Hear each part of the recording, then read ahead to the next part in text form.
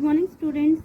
आज के वीडियो में हम डिस्कस कर रहे हैं question answers of chapter 1 geography class 8th। Name of the chapter is an introduction to resources. हम रिसोर्सेज के बारे में पढ़ेंगे। फर्स्ट टाइप ऑफ क्वेश्चन है डिफरेंशिएट, मतलब आपको दो चीज़ों में डिफरेंशिएट करना है। फर्स्ट हेडिंग है आपके पास natural and human made resources.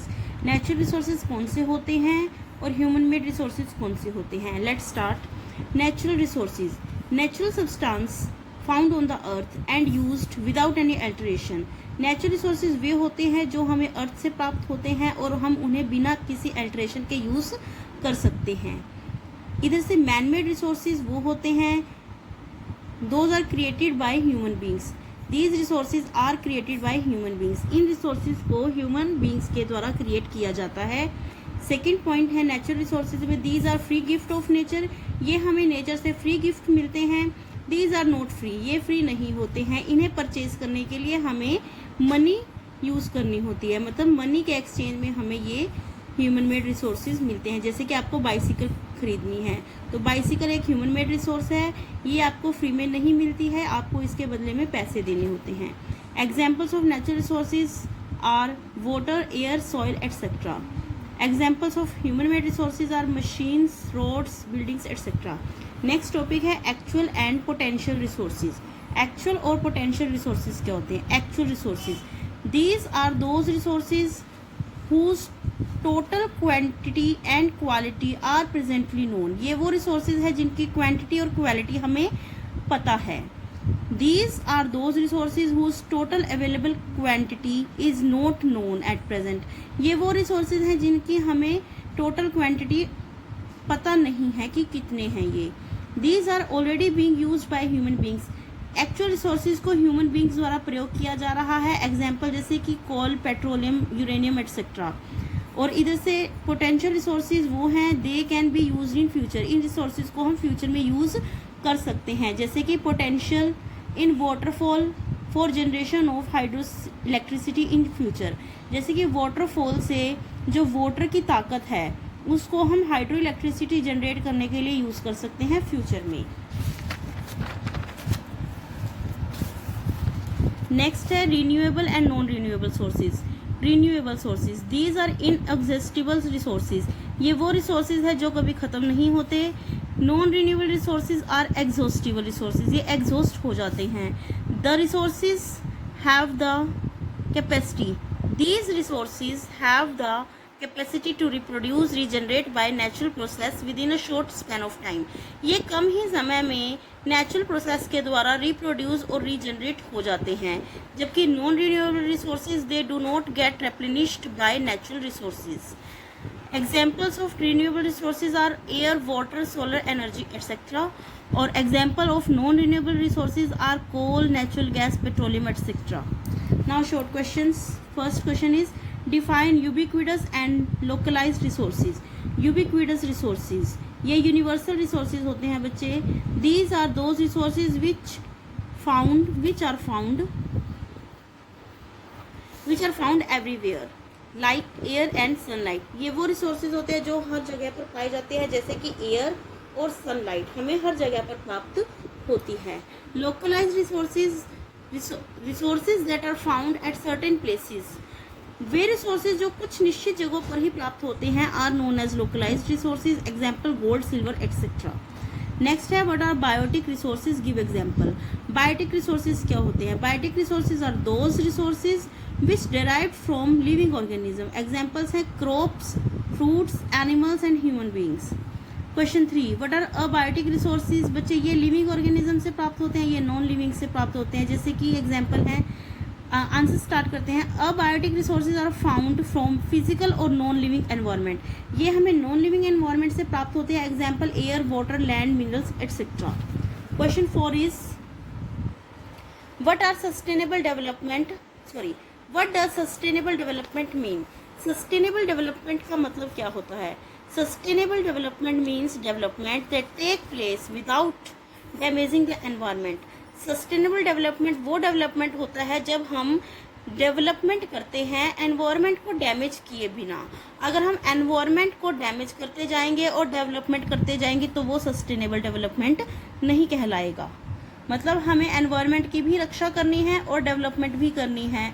जब ये दोनों चीज़ें साइमल्टेनियसली चलती हैं तब हम कहते हैं कि हमने सस्टेनेबल डेवलपमेंट किया है।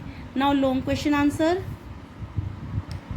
How do the human beings use the natural resources. Human beings natural resources को कैसे यूज करते हैं? Human beings can use the natural resources दो तरीके से यूज कर सकते हैं, डायरेक्टली और indirectly. Some of these natural resources can be use directly. कुछ रिसोर्सेज होते हैं जिन्हें डायरेक्टली यूज कर सकते हैं, जैसे कि एयर, वाटर, फ्रूट्स एक्सेट्रा, इन्हें हम डायरेक्टली कंज्यूम कर सकते हैं। सेकेंड है some of the resources can be use indirectly. कुछ रिसोर्सेज होते हैं जिन्हें हम इनडायरेक्टली यूज करते हैं, जैसे कि minerals. Question 2, human beings are the most valuable resource of the world, explain. Human being संसार का सबसे ज्यादा कीमती रिसोर्स है, कैसे? बच्चे सीधी सी बात है, कोई भी रिसोर्स है उसे हमने रीयूज करना है तो वो ह्यूमन बींग्स की नॉलेज, टेक्नोलॉजी की हेल्प से ही हो सकता है। तो आंसर करते हैं हम study, yes this is true, हाँ यह सत्य है, because through their knowledge they can make the best use of these natural resources.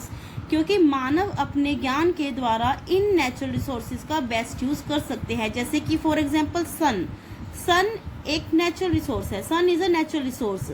सन का हमें किस तरह से बेस्ट यूज करना है, तो वो हम कैसे करते हैं, जैसे सन की एनर्जी को हम सोलर पैनल की हेल्प से सोलर प्लेट्स में स्टोर करके हम उससे इलेक्ट्रिसिटी जनरेट करते हैं। तो बच्चे ये कैसे हुआ, ह्यूमन की नॉलेज के द्वारा।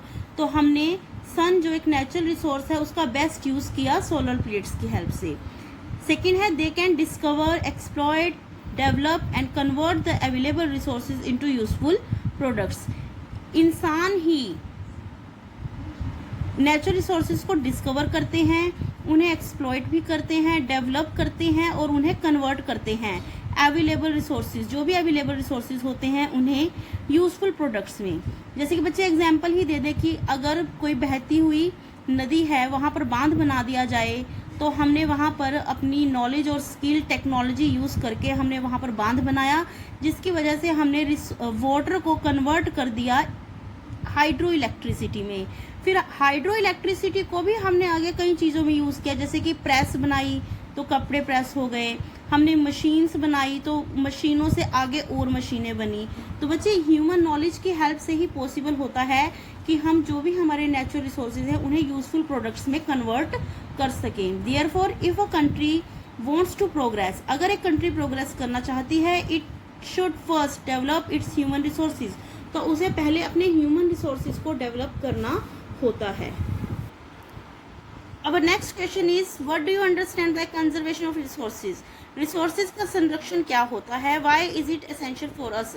अपने रिसोर्सेज को संभाल कर रखना हमारे लिए क्यों ज़रूरी है। Using natural resources carefully and giving them time to renew is called conservation of resources.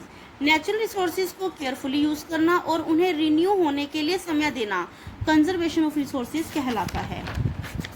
आप इसे इस एग्जाम्पल डायग्राम के थ्रू भी इसे समझ सकते हैं, जैसे कि जो भी हमारे पास अवेलेबल नेचुरल रिसोर्सेज हैं उन्हें हम या तो रीयूज़ करें या रिड्यूस करें उनके यूज़ को, या फिर उन्हें रिसाइकिल करें। तो इस प्रकार से हम कंजर्वेशन ऑफ रिसोर्सेज कर सकते हैं।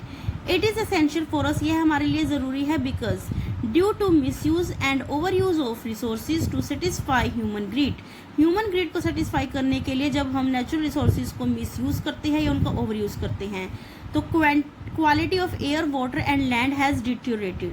तो इससे हवा, पानी और ज़मीन की जो क्वालिटी है वो नष्ट होती है। Certain species of birds, plants and animals have become extinct. तो कुछ बर्ड्स, प्लांट्स और एनिमल्स की स्पीशीज हैं जो इस धरती से पूरी तरह से खत्म हो चुकी हैं।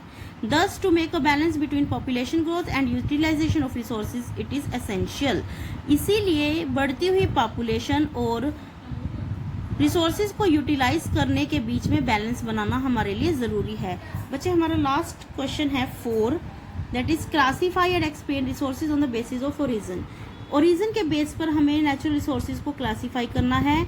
ओरिजिन के बेस पर जो रिसोर्सेज होते हैं वो दो तरह के होते हैं, बायोटिक और अबायोटिक। दोनों ही हम पहले क्वेश्चंस में डिस्कस कर चुके हैं, इसे एक बार और हम एक्सप्लेन करते हैं biotic resources. These are those resources which are derived from living organism. Examples हैं crops, fruits, vegetables, animals, human beings etcetera. Abiotic resources non living environment से प्राप्त होते हैं। Abiotic resources are found from physical और non living environment. Example air, water, land etcetera. Students, here chapter 1 is completed. You have to write down these question answers in your fair notebook in neat and clean handwriting and also learn them timely. Thank you.